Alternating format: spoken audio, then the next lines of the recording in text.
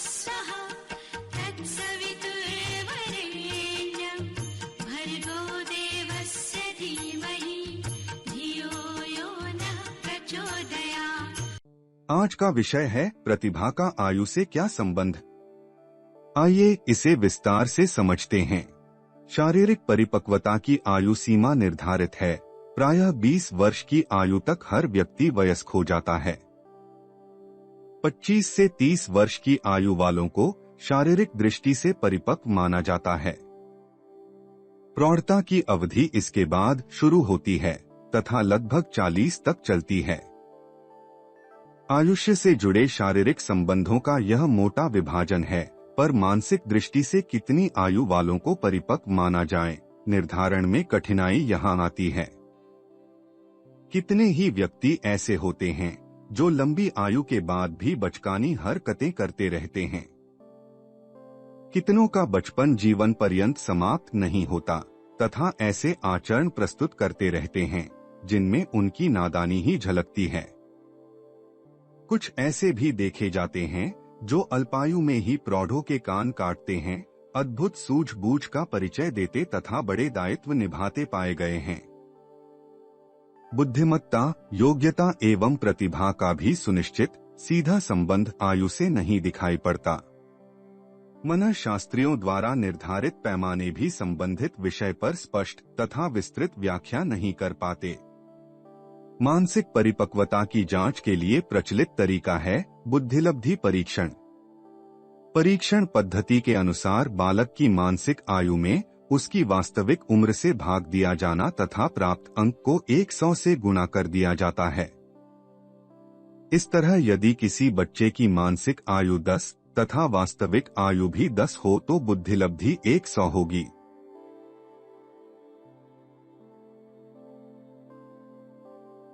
औसत बुद्धिलब्धि भी 100 मानी गई है। अपनी आयु से अधिक प्रतिभा का परिचय देने वाले बच्चे की मानसिक आयु अधिक होती है। यदि एक बालक की शारीरिक आयु 10 वर्ष तथा मानसिक आयु 15 वर्ष हो तो उसकी बुद्धिलब्धि IQ 150 होगी।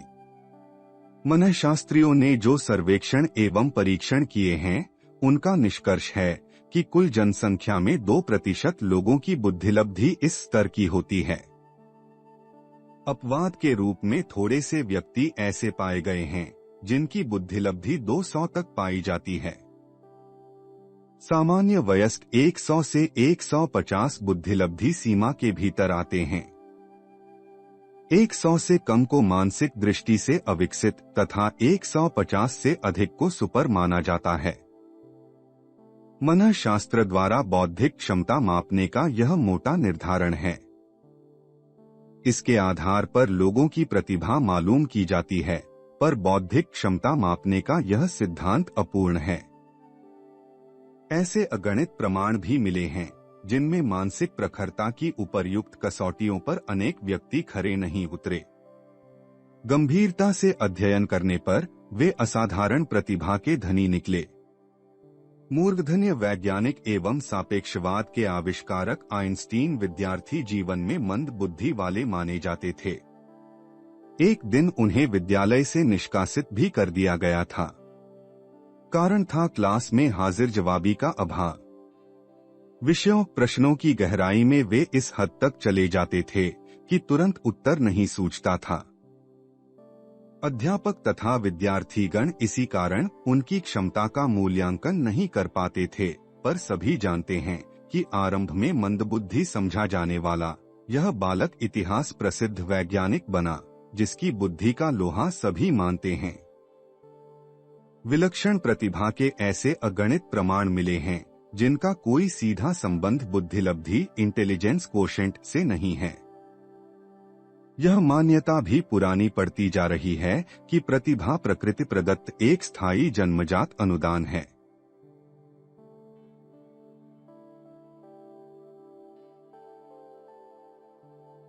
इंटेलिजेंस कैन बी टॉट पुस्तक के लेखक आर्थर लिंडा के अनुसार कई व्यक्तियों में उनके जीवन के दौरान IQ स्तर बढ़ता देखा गया है, जबकि स्कूल में IQ परीक्षण के आधार पर अतिमेधावी घोषित छात्र आगे चलकर निष्फल सिद्ध हुए हैं।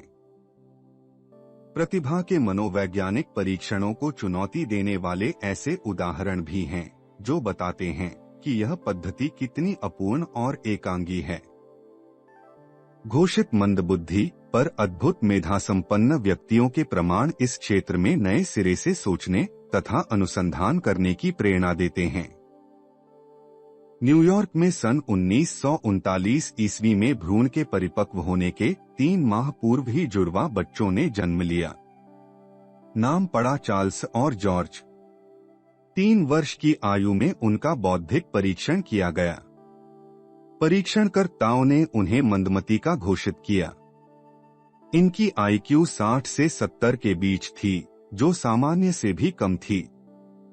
न्यूयॉर्क स्टेट साइकेट्रिक इंस्टीट्यूट के डॉक्टर विलियम हार्विज ने सन 1963 ईस्वी में इस युग्म का पुनः परीक्षण किया। उन्हें इनमें विलक्षणता का आभास मिला। उन्होंने जॉर्ज से एक जन्मतिथि बताकर उस पर पड़े दिन तथा उस क्रम में आगे पढ़ने वाली विभिन्न तारीखों तथा दिनों का ब्यौरा पूछा। कुछ ही सेकंड में उसने सही विवरण प्रस्तुत कर दिया।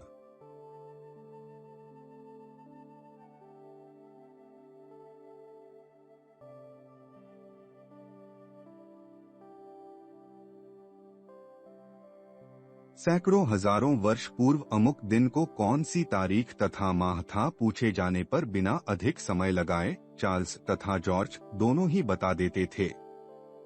आने वाले सैकड़ों वर्ष बाद की जानकारियां भी 100% सही देते थे, जबकि उन्हें कैलेंडर के नियमों का कुछ भी ज्ञान न था।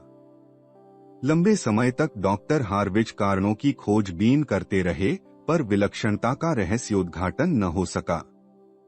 अंततः वे यह कहकर चुप हो गए, प्रतिभा के अविज्ञात स्रोत मानव मस्तिष्क में विद्यमान हैं, जिनकी कोई जानकारी विज्ञान एवं मनोविज्ञान को नहीं है। इंग्लैंड का जेडेडिया बक्सन नामक व्यक्ति भी चार्ल्स जॉर्ज की तरह ही अद्भुत मेधा का धनी था। बचपन में वह इतना मूर्ख समझा जाता था कि उसके माता पिता ने पढ़ाना ही उचित न समझा। अक्षर ज्ञान की भी उसे शिक्षा नहीं मिली, पर आश्चर्य यह है कि कुछ ही वर्षों बाद वह गणित के जटिल प्रश्नों को हल करने लगा। उसकी स्मृति विलक्षण थी। एक बार वह थिएटर में ड्रामा देख रहा था। 1 घंटे के भीतर अभिनेता ने जितने संवाद बोले, उनके शब्दों की सही संख्या तथा नर्तकी द्वारा नृत्य में उठाए गए कदमों की कुल संख्या बताकर उसने सबको आश्चर्यचकित कर दिया। जबान पर सभी संवाद ऐसे रटे जान पड़ रहे थे जैसे कि उनका पूर्वाभ्यास किया गया हो।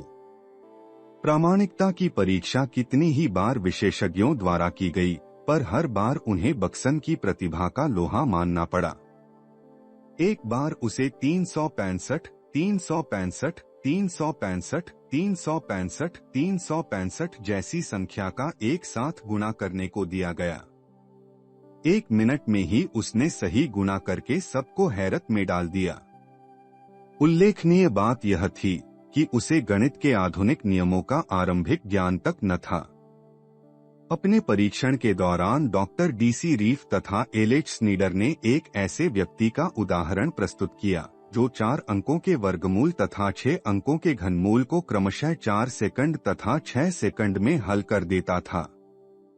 यह घटना सन 1931 ईस्वी की है। सन 1970 ईस्वी में डेविड एस विस्कोट नामक एक विद्वान ने बोस्टन की एक महिला हैरियर का अध्ययन किया। वह विलक्षण प्रतिभा की धनी निकली। मोजार्ट, बीथोवन, स्कवर्ट, डेबूसी, प्रोकोफिएव, बर्डी जैसे विश्वविख्यात तथा अन्य भी अगणित संगीतज्ञों के समक्ष उन्हीं जैसी हैरियर संगीत की धुनें निकाल लेती थी। आश्चर्य की बात यह है कि उसने संगीत का कभी अभ्यास नहीं किया था, न ही उसे लय, ताल, स्वर, रागिनियों का ही कुछ ज्ञान था। जॉन वॉन न्यूमैन नामक विद्वान को मूर्धन्य गणितज्ञ की पदवी मिली है। वह कठिन से कठिन गणित के प्रश्नों का उत्तर बिना गुणा भाग किए, बिना किसी यंत्र का प्रयोग किए देने के लिए प्रख्यात है। यूरोपीय विद्वान समय समय पर उनसे गणित की समस्याओं पर विचार विमर्श करने आते रहते थे। भारत की सुप्रसिद्ध शकुंतला देवी की तरह अमेरिकी चीफ जस्टिस चार्ल्स इवाने ह्यूजेस के मस्तिष्क को भी इलेक्ट्रॉनिक कंप्यूटर माना जाता है। एक बार उन्होंने अपने स्टेनोग्राफर को एक भाषण 2 घंटे में नोट कराया। 2 घंटे बाद उसे बिना पढ़े ही, बिना एक भी गलती किए क्रमबद्ध दोहरा दिया। उनकी अद्भुत मेधा अमेरिका में चर्चा का विषय है। वैज्ञानिक क्षेत्र में मस्तिष्क की विलक्षणताओं के संबंध में विभिन्न प्रकार की अटकलें लगाई जा रही हैं। कुछ वैज्ञानिक इसका संबंध मस्तिष्क के प्रोटीन रसायन से जोड़ते हैं। कुछ का मत है कि मस्तिष्क के अंतराल में कंप्यूटर जैसी कोई अविज्ञात प्रणाली भी कार्यरत है।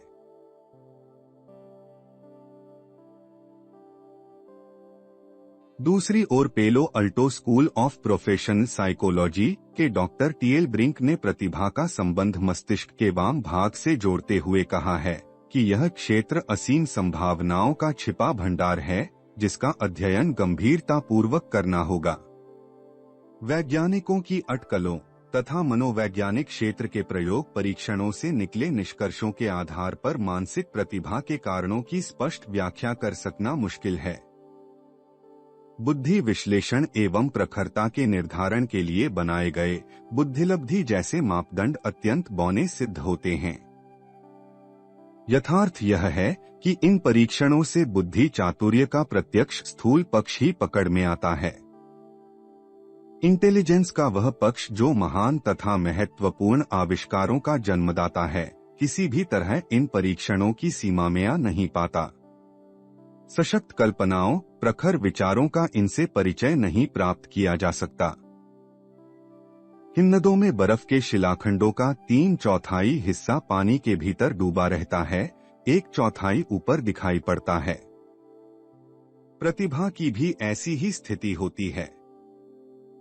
बुद्धि का एक मोटा और अत्यंत छोटा पक्ष ही व्यक्त रूप में सामने आता है।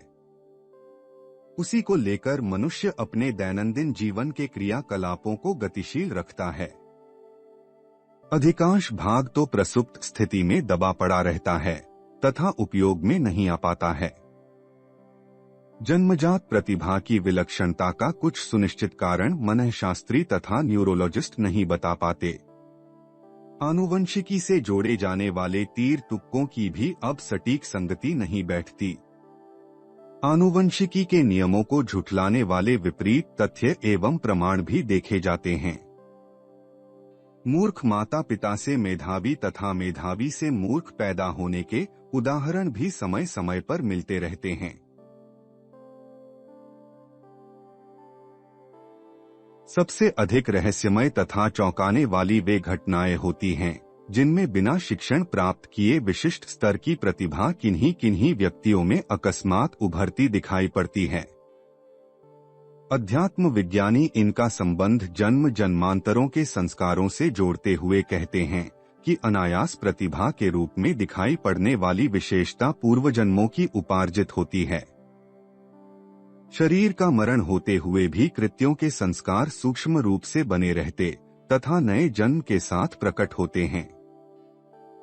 संभव है इस जीवन में उस प्रतिभा संपन्न व्यक्ति को कोई शिक्षण न मिला हो और न ही उसने किसी प्रकार का प्रयास किया हो, पर उसको मिला यह अनुदान पूर्वजन्म के संचित ज्ञान की ही अभिव्यक्ति हो।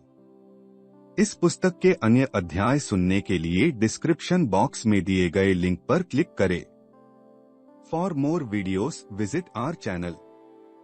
Please like, share and subscribe.